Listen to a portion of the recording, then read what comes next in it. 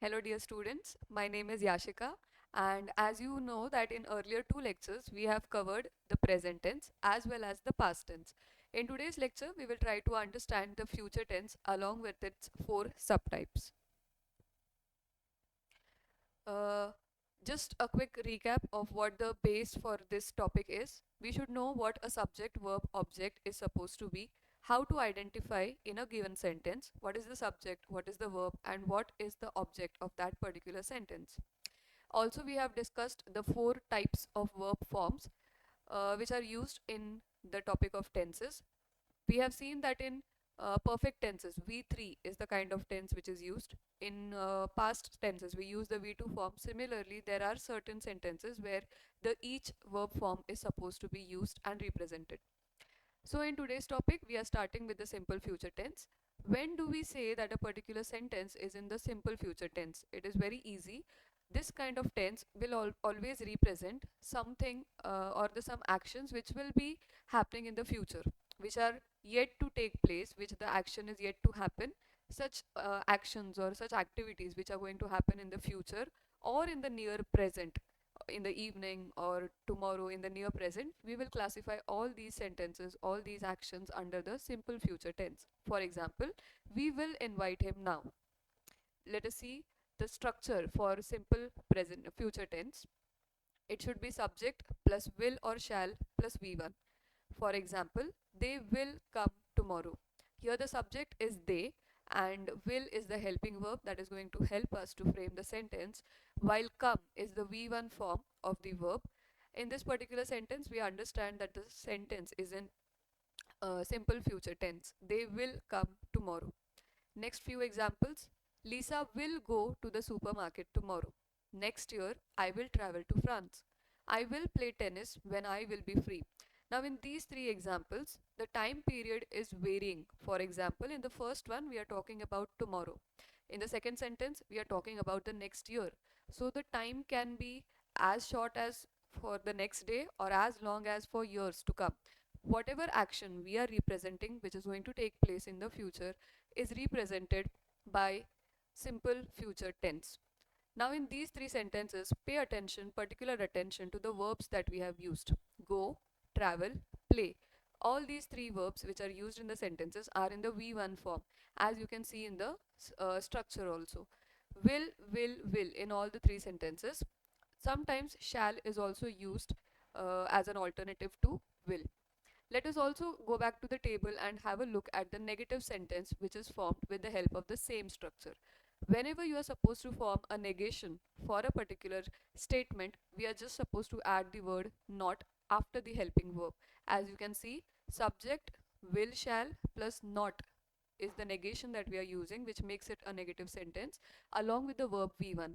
The example, they will not come tomorrow. Similarly, let us study the next type of the future tense, which is future continuous tense. As I always say, continuous, the word continuous will always remind you of the suffix ing. Now, when do we use future continuous tense? This tense represents continuous actions at a certain time in the future. That means actions are going to happen in a continuation. The action is not complete, the action is still going on, but the action is going on in the future. We are talking about the future where the action is in continuation. For example, I will be watching cricket match tomorrow in the afternoon. The time period that I am talking about is tomorrow afternoon. And what is the action that I am talking about? Watching cricket. So I am talking about a continuous activity, that is watching cricket, and this activity is going to take place tomorrow in the afternoon. Similarly, the structure for this kind of tense, that is the future continuous tense, should be subject plus will or shall plus be plus V1 ing. This be as an helping verb which is used over here is very important. First, let us have a look at the example that can be formed. The peon will be circulating the notice tomorrow. What is the time period? Tomorrow. Now, which action is going to take place tomorrow? Circulating. So, according to the structure, the peon is the subject. Will is the helping verb. Be as per the structure, and circulating is the ing form that we have used. Let us have a look at some more examples. Children will be going to school. I will be cooking pasta for lunch. I will be trying out something new. In all the three sentences, the time period has not been mentioned. We do not know exactly when these three activities are going to take place. But irrespective of that, we know with the help of the structure, with the help of the verbs, the combination of helping verb and the verbs, we try to understand. We get to understand that the sentence is in the future continuous tense. For example, children is the subject, will is the helping verb, be as it is from the structure, and going is the ing form. So subject plus will plus be plus v1 ing gives us the structure for a future continuous tense. Similarly, I subject, will helping verb, be, and cooking is v1.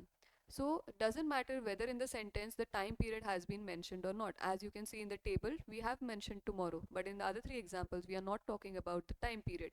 But the structure itself, the sentences, the combination of verbs and helping verbs itself is going to tell you which kind of tense we are talking about. Now, how do we frame a negative sentence in this type of tense? Again, we are going to add a negation, that is not, and this negation will be added after the helping verb. Subject plus will or shall plus not plus be plus v1 ing. The structure as it is with an addition of not. Example, the peon will not be circulating the notice tomorrow. The third type of tense is the future perfect tense. Again, the word perfect should always represent the action which is complete. Since we are learning, as we are learning about the future perfect tense, the complete action is going to be complete in the future, right? The action is not in continuation, but the action is complete in the future. For example, we will have reached London by tomorrow. Right now, we are here at a particular place, but tomorrow, what is going to happen? We will have reached. We have not yet reached. The action is not yet complete, but the action will be complete by tomorrow. Understood? So actions which are complete but in the future. We will have reached London by tomorrow. In the structure, you can see subject plus will plus have plus v3. In the earlier lecture, I told you to remember the helping verb had for the past tense series. But now we are learning the future tense, and you are going to remember the helping verb have. V3 is always used with the perfect tense, whether we are studying present, past, or future. In perfect tenses, we are always representing the verbs with the third form, that is the V3 form. So here is our structure, subject plus will plus have plus V3. Let us see an example.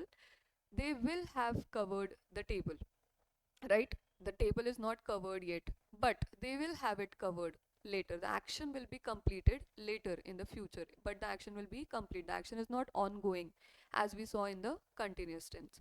Let us have a look at a few more examples. Raj will have gone out to the market. He is not yet out. Okay, he is still in the house, but what is going to happen? The action is going to be complete. Gone represents that the action is complete. Raj has already gone, but when?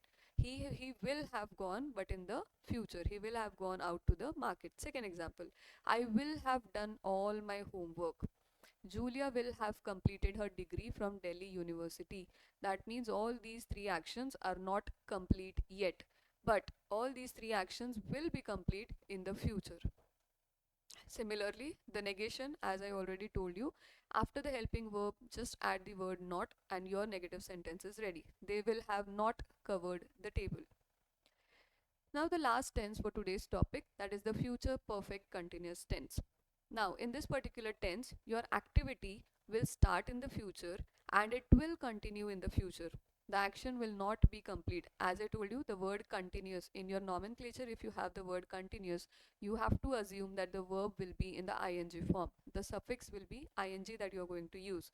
Plus, in this nomenclature, we also have the word perfect.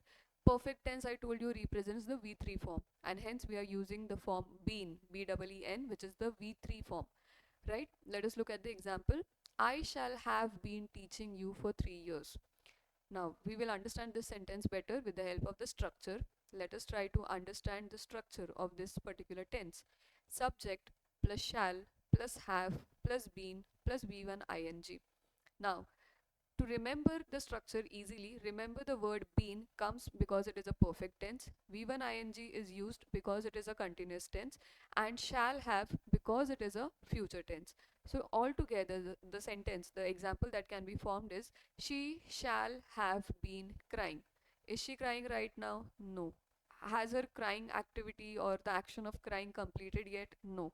She is going to start to cry in the future, and it will be a continuous process. She will not, the action of crying will take place for a certain period of time. Therefore, she shall have been crying. Few more examples. I shall have been reading War and Peace in the next month. Have I started reading the book? No. Have I completed reading the book? No. Because this is not a perfect tense or this is not continuous tense. We are learning perfect continuous tense in the future tense. So I shall have. I'm talking about the next month. I'm talking about the future. I shall have been reading. That means I'm going to start the activity next month, and the activity is going to be in continuation. So it is a mix of perfect tense plus continuous tense, and hence the name future perfect continuous tense. Next example, we shall have been trying to open the door once it locks. Third example, I shall have been writing a novel. In all the three examples, you can see that the action has not started yet. The action will start in the future, and it will not just start, it will take place for a certain period of time in continuation. Therefore, the action is future perfect continuous tense. Thank you. See you all next time.